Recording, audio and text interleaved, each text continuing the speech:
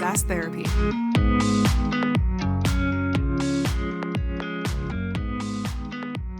Hello, everyone. Welcome to another episode of SaaS Therapy, the show where we help you save your most important business relationships, your customers. I'm your host, Todd Kirk. I'm joined by my co-host, Casey Trujillo, and we are also joined by a longtime friend who will mock me relentlessly if I get his last name wrong, which is Max Alschlager. There you go. I think you got it I perfect. said it good. Yes. Max is one of my favorite people. He's amazing, and I'm really looking forward to this conversation. Max is actually the senior manager of digital experience at CDW. And for most of our listeners who at least come from the SaaS world, we haven't really interviewed a lot of people who work in the partner space. And so that's why I'm super pumped to have him on, because a lot of you probably have some component where you are either working with a partner to resell or to manage services for your customers. And now we get to talk to someone specifically in that space. So Max, welcome to SaaS Therapy, my friend. Thanks for having me. Max, give everyone a lowdown. How long you been at CDW? Give them a little bit of context, your experience. Yeah, so I've been with CDW for just under 13 years now, another decade more than that in the industry. I started off just like most people in the industry in sales, but moved into the technology side of things and the consulting side, specifically around Microsoft consulting. Joined CDW, like I said, in 2012. In 2017, moved into our leadership team. As we kind of navigated the transition with everything that's happened in the SaaS world in the last, decade or so, to kind of bring us forward here at CDW into, I'd say, the new millennium, but really just kind of the next month every time, because that's, how often things are changing. Hey, Max, it's interesting as Todd and I work with SaaS organizations. Some are early and of course they're starting going direct. They're trying to get their first early customers. And then we have other organizations that listen to the podcast that have reached out to us and they're kind of saying, okay, is it now time for us to look at the channel? Is this something that would benefit us? And then of course we have customers that are customers of yours that you add services and resell there at CDW. So I think let's just start with the basics, Max. Why, if I was a SaaS organization and I was thinking about going through the channel, let's say I have enough volume and, maybe I'm at, 50 or $60 million of ARR and I'm starting to think about the channel. Why would I want to do the channel? What would be the benefit for a SaaS organization to actually do this? Yeah, the simplest answer is it allows you to scale much faster. We have a lot of interaction with customers on again, I'd like to say daily basis, but it's far more often than that. We're so integrated with our customer base because we're so broad and we do so many different things. It allows us to provide a lot more insight into them, give a lot more guidance, and establish credibility much faster because our customers have known us for a long time. Specifically talking about CDW and our value to our customers is we're well established. We're in our 40th year. Think about that. Most people haven't owned computers for 40 years. And our company has been doing this for over that amount of time now. So we've got a lot of established credibility, and that allows us to not only build relationships between our partners, which is funny. You mentioned partner community. Us, we refer to people like Brainstorm as partners, and SaaS companies as partners. So the partners that we work with, we're able to kind of help accelerate their growth, get them interacting more with customers, and really just scale a lot faster. Max, I know some companies who are trying to dip their toe in and start exploring what it would look like to sell through a channel partner like CDW, and they're not really sure how to navigate it or even where to start. And, I guess CDW is obviously one of the largest players out there. They've got, as you mentioned, you've been around for 40 years and they're really well-established business and relationships. For someone who's, not the best, biggest, brightest software solution out there, what are some of the things that, like, if you were looking for something to sweeten the pot, like what are the things that maybe would be of interest to a CDW if you're looking for a partner in a new SaaS vendor that you would want to maybe add into your stack of things you sell? Yeah, we're talking to new partners all the time, and the thing that always sticks out to me as the partner that I know we're going to want to work with is they have a value that they can bring to a customer. Something unique, or at least a way that we can understand it and bring it to a customer. And that's really what's ultimately important. We like to say, and I probably oversay it, so you're going to hear me probably repeat this 4 or 5 times. We don't decide anything for our customers. We certainly have an opinion, and we're going to guide them based on the knowledge we have. But it's really the customer's need and their situation that's going to dictate what technology is brought in there. So if you can help us understand that, and you have a unique value prop there, that's going to make it a lot easier for us to work together. Max, if you could, one of the things we call this SaaS therapy because we want to be real, we want to be vulnerable. Max, we expect you to cry some point in this podcast, right? Or at least make Casey cry. That's fair. I mean, either way. Not this would be difficult. Is there a story of a SaaS vendor in your decade of experience at CDW or previous organization where you started to work with one of these partners that maybe wasn't where they're at today, and people would go, oh my gosh, like CDW helped that company grow? I don't know if there's a success story off the top of your head that you can think about that it's like, yeah, we got introduced to this company, this is where they were at, and this is what we started to do with them. When we saw the value, we started to expand that out and put it into our offerings. Is there a success story that comes to mind? I mean, there are a few, for confidentiality, I don't know if I can call out a specific partner, but they're definitely ones you'd recognize. And one that I'll talk about is in the data security space. And you'd probably, if you like deep sea fishing, you could probably figure out which one I'm talking about here. But what's really unique about our relationship with that partner is traditionally when people look at a partner like that, they think security or they think data. And we looked at it and said, that's not the play here. The play here is end user activity. What are users doing that's screwing up things at our customers? And we're able to kind of bring that in as a different motion. So they weren't competing with their large competitors. They weren't going after the big guys like Veeam or some of the others out there. So you're narrowing it down because I'm saying it's not Veeam at this point. They didn't have to compete with them because they decided to kind of change the game and go after a new thread. And that thread was, let's look at how this interacts with Microsoft technology, specifically around Microsoft 365, to fill in a gap that wasn't being serviced in that normal conversation. Because as you can imagine at CDW, we're having dozens of separate conversations with our customers at any given time. And that leads us down a lot of different paths. So trying to find that path of least resistance allowed them to grow by 800% in about 2 years. Wow. Well, Todd, it sounds like, and Max, correct me if I'm wrong, it sounds like two things. One, maybe a best practice right out of the get-go you just shared with us is be open to feedback from the channel, from a CDW to say, hey, here's what we're seeing. Because again, you have that experience of so many different SaaS applications that you provide value to that you're giving to your customers. And then number two, does it also, your customers maybe bubble that information up to you? So you maybe hear about some of these SaaS applications from your customers that you've been working with for so long and say, gosh, you should consider this partner. They're doing some amazing things. Is that also maybe a best practice? Like win with your customers, because that success is going to bubble up to the channel, and the channel is going to start to say, hey, this sounds like a great product. We should add this into our portfolio. Is that right, wrong? Yeah, no, absolutely. And that's where we do see a lot of things. Like I said, if you find value for your customer, whether that's through your direct relationship or through the conversations we're having, that is going to speed things up quite a bit. And we do encounter that. A customer will say, hey, we really want to work with this technology, but especially as you're looking at large Fortune 500, 100 companies, they can't just add a vendor. They can't just add a technology, but by working with someone like CDW who can vet it, take a look at the technology behind it, make sure that the, all of the financials are in place, because that's the other, big thing. And I don't want to go off too much of a tangent while we're on this topic, but being financially secure is critical, right?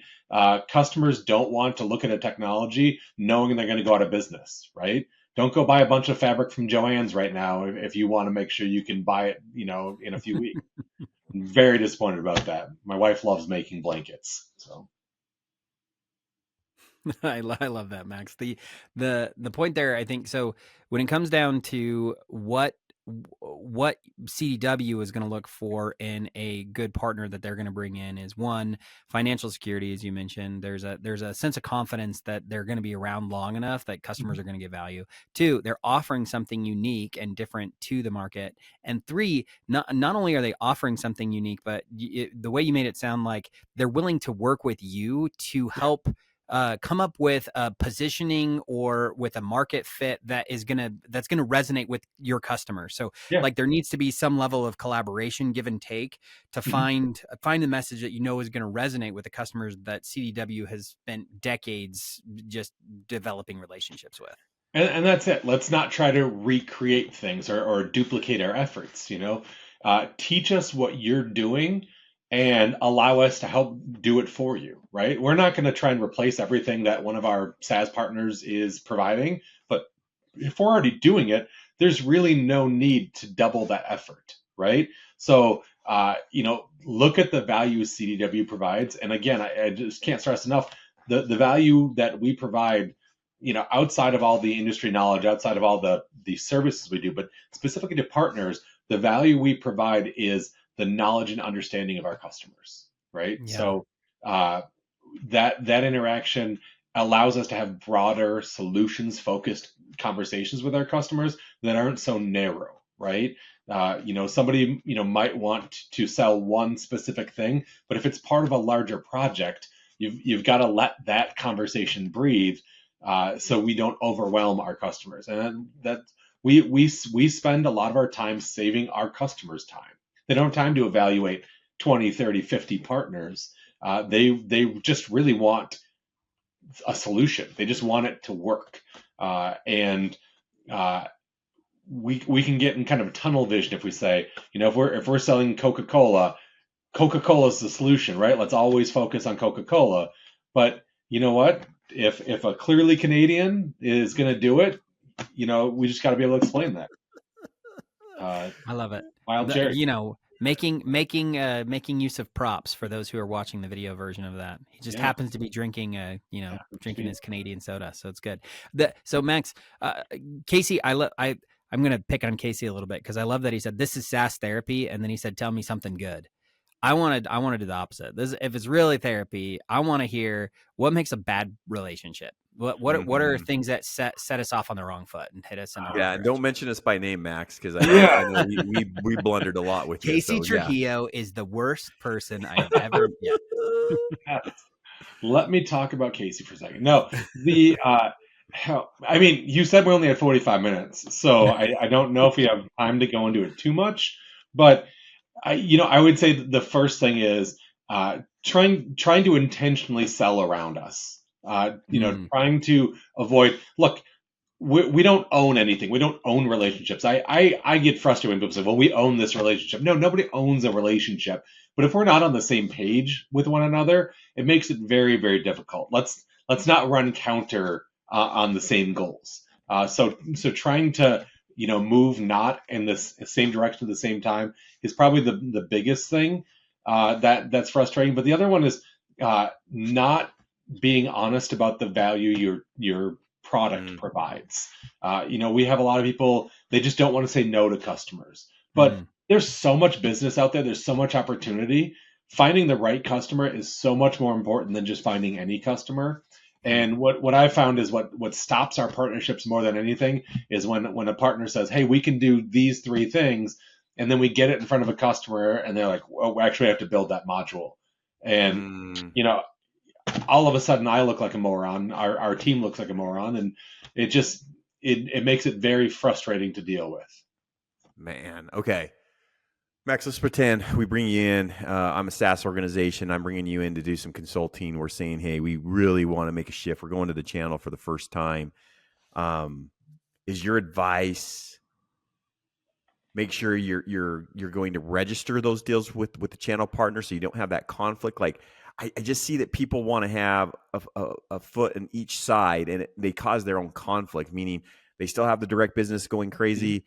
They say they're going to start doing some channel, but then who's going to get us the deal faster? And then all of a sudden you're disrupting everything. So how do you navigate that in a right way? Let's say, again, you're coming in and you're consulting and you're helping that CEO understand this. what would be your advice? Is, hey, if you're going to go into the channel, make sure you're registering deals. Are you saying, hey, segment it, so this is all channel, this is all direct? Like, what would be some of your advice so you don't run into that conflict of stepping over each other?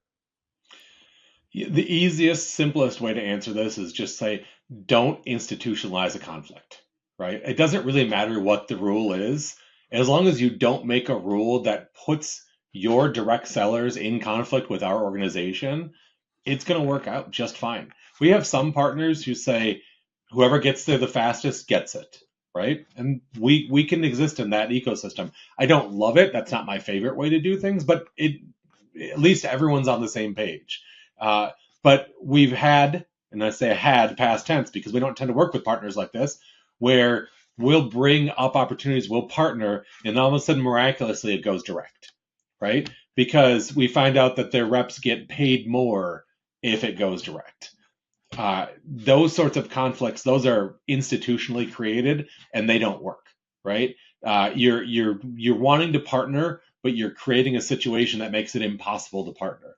But there are so many degrees in between that it can fit. I don't want to say we're not trying to be all things to all people, but I just want to stress that it doesn't have to be a one size fits all model. You just have to be clear on what the rules are, and that's really what matters. Okay, awesome answers. So good. Like a gem of a masterclass already. People should have to Venmo you money. Max actually takes Lego sets, so if you want to send him a Lego set, he'd appreciate that. What's most successful, though?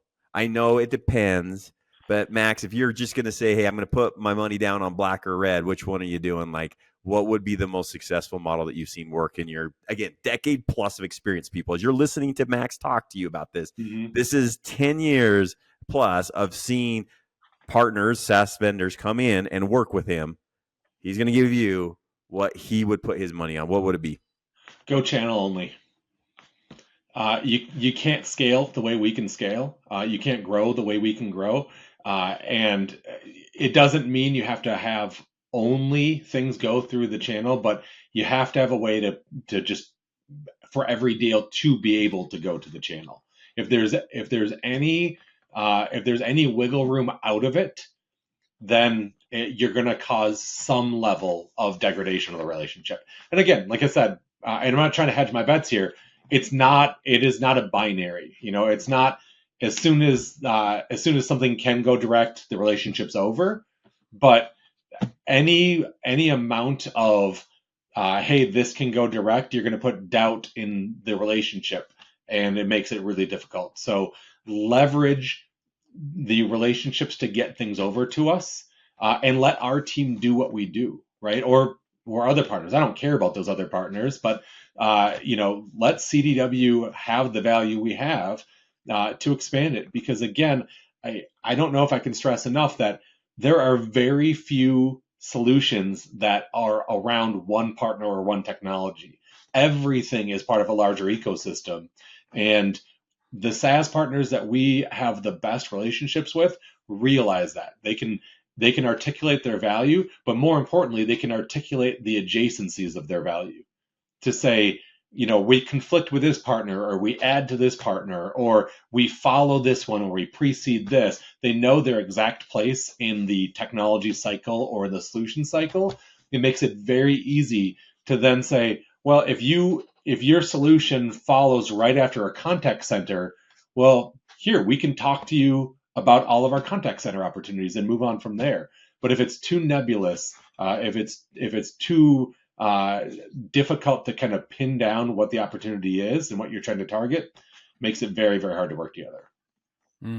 Okay, I love that. So really two things, which is one, I don't know how to put your first one, which was really beautiful, which is like, don't deprioritize the channel. You need to make a path for everything to go through the channel, essentially. Yeah. Yes. I think there's some really good stuff there, but you also, that last point I think, so really I want to use that as a kind of a jumping off point to a little bit of a different conversation. Cause you mentioned the fact that so many so many times the solution and the idea of what that solution actually is accomplishing, so many a lot of SaaS companies, I don't think Brainstorm as an example is immune to this. We have this kind of big grandiose vision of what we could become and what we could do and what we want to do. But then it's really hard to kind of like stake a flag in the ground and say, we do this. So it's easy for a channel partner to be able to tell the customer, yes, this is where you need to bring in this software vendor. And so I guess for you, when you think about, and I would guess that CDW has probably gone through different models of this nature over the years, as far as like how you when you're bringing together a suite of different software tools that you're presenting to a customer, how are you generally doing that? Is it have you seen it work best where you as the partner has one person who is kind of the point for all the solutions, and then you might be bringing in outside experts, or do you have multiple teams all trying to work within the same customer at the same time who have very specialized roles? Like, what have you seen has worked best? And maybe that's helpful for people who are looking to work with a partner like a CDW to even understand just like, how are y'all structured? How do you work with customers so they understand how to navigate that as well? Yeah. I was explaining this to someone just the other day on the airplane. I was on a flight to Chicago where we're based out of, so I spend a lot of time down there. But on the airplane, somebody said, well, hey, we work with CDW. And, they asked if I knew the person. And then I did happen to know the person. But that was shocking to me because, and any one of our customers, they could be working with 60 different people because you have an account manager who's responsible for kind of maintaining that relationship, and then there's other people in that sphere, in that realm. But then you have technology specialists. I actually sit inside of an organization in CDW called Integrated Tech, or ITS, if we want to throw acronyms out there, or initialisms, I guess technically. The ITS organization, or Integrated Technology, is there to put a lot of different solutions together into something that solves a customer problem. And while we might be organized in one way, that doesn't necessarily mean that's how a customer needs things organized. That's why I don't want to say we hide it from anyone, but we juggle it in the background, because we might on one play, we might need to have someone in collaboration, someone who's focused on security and someone who's focused on data backup, right? That might solve one situation, but then there might be another situation where, yes, it's still collaboration, but now it's call reporting and physical security. And so that's two different teams added into that first team. So all that together makes it very, very complex, and it allows us to kind of shift into different solutions for people. To answer your question about how all these people work together, or how we solve these solutions, I would say it's different nearly every time, right? We have to look at what the customer's trying to do first, and then we can grab the pieces. And that's why I think it's so important. Like I said earlier, it's so important for you to be able to communicate as a SaaS vendor where you fit in solutions overall, so that we can figure out how to interact and who to get you in contact with, rather than trying to pigeonhole. I hate when partners feel like they have to stick with one team or one group inside CDW, because that's not how it works, right? There's so many different avenues and conversations that can be had. As long as you're building those relationships, it makes it easier to have those things. So, and to circle back into your previous point about things that work well, and what's one kind of piece of advice I would give: we should become a customer of yours, right? As a SaaS partner, view CDW as a customer, to say, how do I sell to CDW? How do I get them to understand the value? So that way they can partner with us more often to help find the right opportunities. Again, I can't stress enough, we don't decide things, right? The customers decide it. But the more we know, the more familiar we are with your technology and your solution, the easier it's going to be to kind of blow that up. Positively, not negative blowing up. Yeah, like good blow up. So Max, I imagine there's some key components to working with. And again, we'll just stay with CDW because that's what you know, and that's where you're at. Component of making sure that the team at CDW understands your value and can communicate that to their customers. I would imagine that CDW is there to make some money. So guidance that you might have around, is it all margin on the software? Is it services, easy services that tie in with other services that CDW offers? Could you help us understand a little bit about that? Just, generalities of what you might recommend to somebody. I know we can't get into specifics around that, but if I'm thinking about the upside here is I'm going to have all these sellers at CDW selling this for me. Just all sellers are coin operated, just the way they work. So what should my balance be around that? Services, margin on the software. And again, not every software needs services. I get that also. But, what would be some best practices you might share there? Yes, we want all the money. That's crazy. Yeah, I know. Who would have thought? Weird. Who would have thought? Weird for a for-profit company. I know it's a new thing we're trying out. But I think you kind of hit the nail on the head with talking about services, right? If it's something that we can add value to for our customers, that's why they want to work with us, right? If it's something that's just kind of a pass-through sale and we can't add value, then there's probably not a need for a relationship there. But if there's an impetus for CDW getting involved somewhere where we can have a more symbiotic relationship than just a pass-through, the more likely it is to be a beneficial relationship, because we don't want to just be paper pushers, right? We don't want to just say, hey, here's Brainstorm, buy Brainstorm. We want to say, let's help massage this into something that's a little bit more complete. Let's build something around this together that is unique for this solution. So if there are services, just so people have the understanding of what they're going to need prepared to do, are they training a couple of people at CDW that once they sell the services, those people at CDW go and implement it? Like, what should they prepare for in making sure that they're onboarding CDW to support their customers? Like, again, best practices you might share there and walking themselves through that.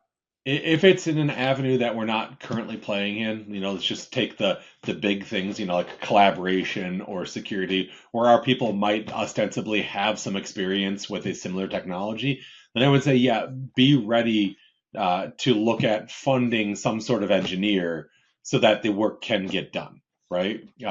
In a cooperative motion, right? Like that's where, speaking in generalities, invest in the relationship more than just giveaways, right? Like a lot of people think, oh, if I just take enough people out to lunch, or if I just hand out enough T-shirts, this will, eventually people look down at their mustard stain and say, oh, I got to remember to sell this.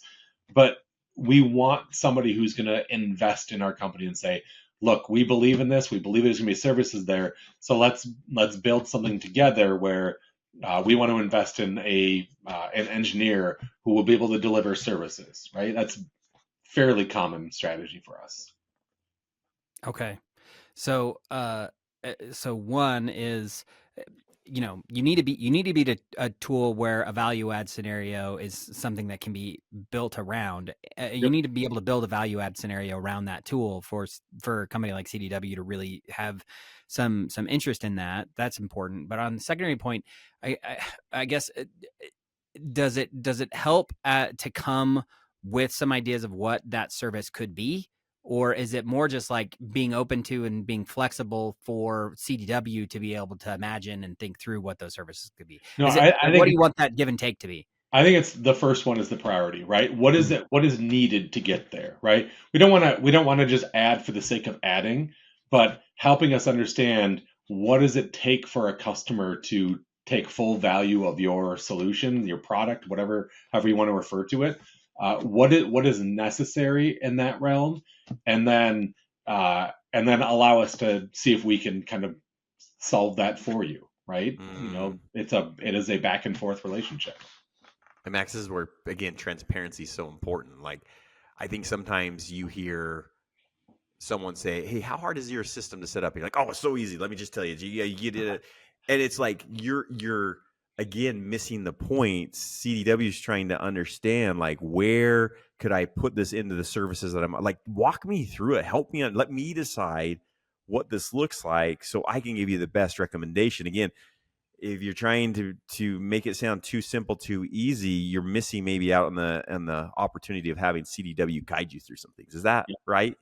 Put it in the terms of a statement of work with hours in there, so we can understand what it's going to take, right? On one hand, that gives us an idea of what it looks like from a billable perspective, but it also gives us the reality of what a customer what might need to go through. If they aren't able to understand, well, this is what it takes, if we can't explain it, then they're less likely to do it. Because, like you said, if you just say, oh, it's really, really easy, well, everything is technically easy if you know how to do it, right? I was mentioned to you before we joined this podcast. I know how to drywall, right? But if I say, "Oh, it's super easy," that doesn't mean anything to someone who's never done drywall before. They look at me like I'm crazy, and they're like, "What do you mean? You're just taking rolls of paper?" It's like, well, that's all it is. Like that just blows people's mind that, like, the joints. I don't know if you guys know this, but the joints between sheets of drywall are literal just strips of paper, and if you had the experience, it makes a lot of sense. If you don't, it'll frustrate a customer to no end, and they'll want to back away from it. So just be open and honest of what it takes. Don't be afraid that it takes longer. Honestly, sometimes it's better that it's a little bit more complicated. Not trying to say you should force complexity in your solution, but if it were simple, well, then maybe it can be done without your product. That's actually a really good takeaway. I think so often we have this desire to make it sound like we have this like magic wand that can do anything and everything, and most people just call BS on that, I think, and they're already expecting it to be harder than you're saying. And when you can come with a little bit of humility and say this is going to be worth it, but it's going to take some effort, and that's why we partnered with CDW. I think that there's some real power there. Max, okay, so on this vein, as far as when you think about the types of solutions that CDW is obviously one of the largest resellers out there, and how do you think about niche products versus more generally and broadly applicable products? As in, like, is there a space that, like, let's say somebody's listening right now and they're like, well, we actually make this very specific software for like city governments, and that's all we do, and that's it. Is there an opportunity for people who play in a very specific segment with a very specific industry and to a very specific subset of users within that niche industry and segment? Like, how should you think about it there? Because I think a lot of times people think, well, CDW, that doesn't make sense for me because they're going to go with Microsoft, who sells to everybody, So I'm just curious, how would you navigate that if you're a very small niche player in the market? I'd say the first thing that I'd want to point out is that everything starts out as a niche, right? Everything starts out as something that's unique for a specific situation, and then tends to grow out from there when people realize how powerful it is. The example I'll use right now is contact center. Everyone knows contact center, right? What do you use contact center for? Interacting with your end user customers, customer service, right? Call centers. That's what everyone thinks of when they think of contact center. I think you'd be interested to learn that the fastest growing segment inside contact center product is actually HR. And you're thinking, why HR? Well, think about at Brainstorm when somebody has a question about benefits. What team does it go to? Who does that go to? Right. Is it even someone internal or is it external? Is it a document? And so now all of a sudden contact center becomes an internal facing product. So don't limit yourself by the niche you're in. Understand at its core what it does, because you don't want to limit yourself. So for that reason, and that reason alone, I think that niche products are very, very important. But even if it is a niche product that stays in a niche product, yeah, there's absolutely value there, because if it is something that's specific to an industry, it means it's probably critical to that industry. It's something that is absolutely necessary in that area. And that doesn't mean it's not important. The size of the opportunity doesn't determine its importance to the customer. Some of our most critical products we do with customers are very, very tiny. And we've got customers we're doing, and I don't even know what numbers I'm supposed to say out loud, so I'm just going to refrain from saying any numbers. Very, very big numbers that if I had, I wouldn't be talking to you because I'd be retired on an island right now. We do those sorts of numbers with customers, but there will be a small $5,000, $10,000 project. Oh, there, I said a number out loud, that to them might be the most important thing they've done in 5 years. Yeah. So we don't want to limit that by saying, oh, it's important because it's expensive, right? Concrete's expensive, but that doesn't mean it's the most important, critical thing that people are working on. Yeah. Oh my gosh, this has been so good. Again, we advertise this as you're going to get some great insights. It's been beyond that. So Max, thank you. I have two questions, so I'm letting Todd know that I'm going to ask two. Question number one: how do I handle renewals? What do I do? Am I running those through CDW every time? Is that the right approach to it? Am I giving the same margin every time? Again, best practices, just help people not make mistakes here. Just give it to them straight. Max, what would be your advice? Best practice, keep it through the channel, but keep it clear, right? I think we all understand that there's less investment of time at a renewal process, but let's not pretend that renewals are just a slam dunk, right? There's a lot of competition in the industry, and you need to invest in that relationship, not only with CDW, but with the end user customer as well, because you will bring up the niche word again. You might think you're a niche product right now, but in 1, 3, 5 years, however long the term of your contract is, all of a sudden you're one of many, right? And you want to be able to protect that. Protect it by making sure you're establishing that relationship, because as soon as that trust is gone, at a renewal time, that's a dangerous place to be. And I'd like to say that we're good people at CDW. We try to be honest and forthright and work long term with everyone we work with. So we're not looking to do any share shifting. Like, that's the one thing the one constant throughout CDW that you will hear us say is we don't share shift. We don't just move things from one technology to another. That is verboten at CDW. We really, really dislike that term. We dislike the activity. It doesn't add value to anybody. But it does take effort to renew. Everyone hears the old adage, it's easier to keep a customer than it is to find a new one. Well, it's easier, but that doesn't mean it's easy, right? Great advice. Great advice. So again, if I'm a smaller type of SaaS vendor that doesn't make, I would imagine there's certain applications that you might even dedicate a team to help stay consistent, account manager, things like that. But for the most part, you're probably going to still have your CS person working with them. But when it keep CDW, work together, renewal time, push that through CDW so everybody stays engaged. And okay. And leverage that, right? Like, leverage the value there. You won't have to have as many people doing things if CDW is taking care of it, right? Mm-hmm. And that's where our value comes to play. A lot of that routine stuff, a lot of the follow-up, a lot of those conversations can absolutely be handled by our teams while they're dealing with other things, right? Yeah. Our customers have a limited amount of time. They don't have time. Everyone always says, "Oh, just give me 1 hour to talk about it." I mean, the average mid-market customer is dealing with probably 100, 200 SaaS vendors. Mm-hmm. They're not even going to spend an hour per year on each of them, much less an hour per month, which is what, everyone seems to. That's literally all of somebody's time. That's not feasible. So if it can be built into other conversations, it makes it good for the customer, and it makes it good for you as well, because you stay in there. You don't always need an hour or whatever that amount of time you think there is that you need. It's probably way less, right? You just want to establish, there's that desire people have.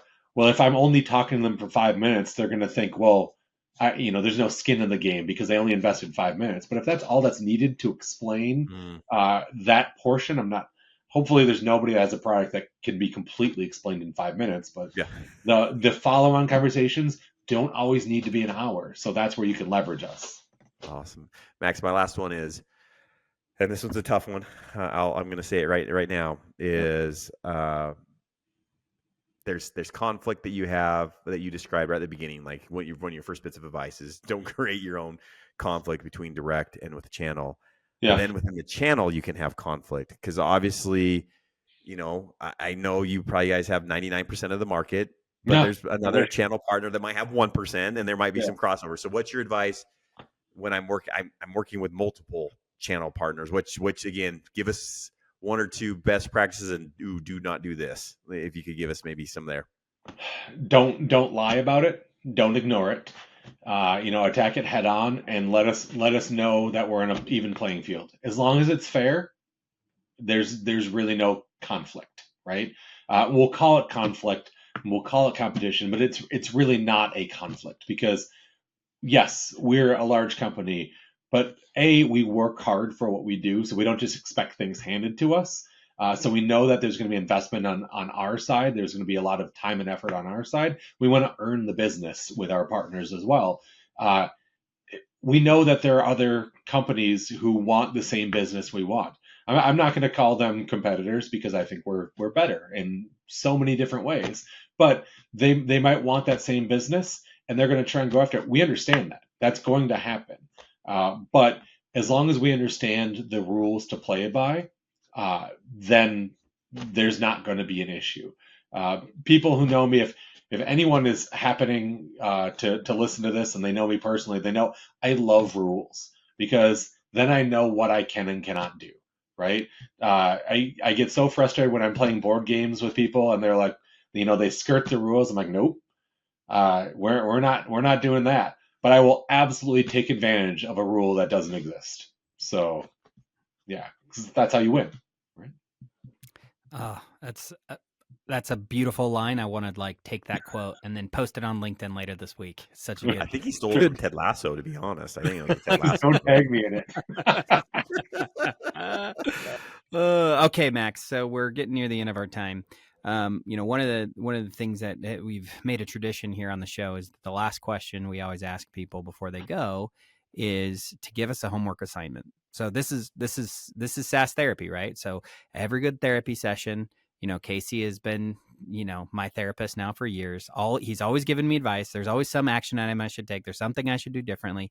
So if you could give one piece of homework, one piece of advice that people could go and do and implement today, what would your homework assignment be to our therapy audience here? Call somebody. I don't have time for emails. I don't have time for LinkedIn messages. Sorry, Casey. I know you're waiting on some responses from me. I don't have time for those delayed response situations. Just call me. It's easy enough to get anyone's phone number. Call somebody because it's usually a conversation that's going to do something rather than an email. That when you email someone, you're putting the work on them, right? Because you're making them read or you're making them click on a link. You're making them do something else. Take the effort to say, you just need to listen. All right. Be brave, be clear in your messaging, and just call people. I don't know when that ended in the industry, where people decided that phones didn't exist anymore, but conversation is so much more valuable than the written word. I love the written word. I started out my education going for an English degree, a literature, linguistics, and etymology, if you want to be really boring about it. So I love the written word. That's great. But communication is so much more valuable, that back and forth. So get your message clear and get someone on the phone. That's your homework. And I know it's probably a challenge, but if it's not challenging, it's probably not worth it. You didn't disappoint. What good advice. I love it, Max. Okay, so I don't know if our audience is going to want to get in contact with you after the fact, but do we ask them to have them call you? Do we need to give them your phone number so they all can? No, I'm just kidding. Max, you're the best, man. I appreciate it. We love having you on, and what great insights you've shared. I think for me, I love just the context of getting into the mind of someone who works in the reselling channel. So many SaaS vendors want to figure out that piece of the puzzle, but they usually don't. They're not willing to just dive into the river, right? They just want to dip their toe in. And you're basically saying look, you gotta kind of commit. If you really want to do this, you want to work, you want this to work, you got to make it a real part of who you are. So Max has been great advice. It's been fantastic, and I'll vouch for Max and CDW and the time we've worked with them. Just they're if not the best, one of the best. They are what Max says. He represents CDW really well. They're I mean, everyone you work with has been there for decades, it seems like. So, yeah, thank you, Max. That was fantastic. To our audience, consider it. And again, it's not for everybody, But I think you just learned about 10 different tips to talk to your executive team, leadership team about, hey, if we're really doing this, this is what we got to consider. So Max, well done. Thank you. Thank you. And for anybody else listening, don't forget to follow and leave us a comment. We'd love to hear from you, especially if you're trying to figure out how you're going to go through the channel yourself. But thanks, everyone, and have a great rest of your day. SaaS Therapy is brought to you by Brainstorm, the SaaS platform for SaaS adoption. Learn more at brainstorminc.com.